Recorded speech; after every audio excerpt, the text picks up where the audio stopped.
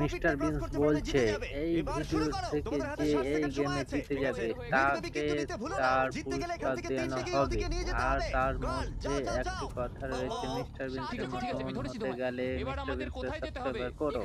তোমরা নতুন নতুন মিস্টার বিনসের ভিডিও পাওয়ার জন্য এই চ্যানেলটি সাবস্ক্রাইব করো। মিস্টার বিনস বলে রেখেছে যে 31 অক্টোবর যে খেলাটি হবে তার মধ্যে $10,000 একজন দরিদ্র অসহায় গরিবকে সে দিয়ে দিবে।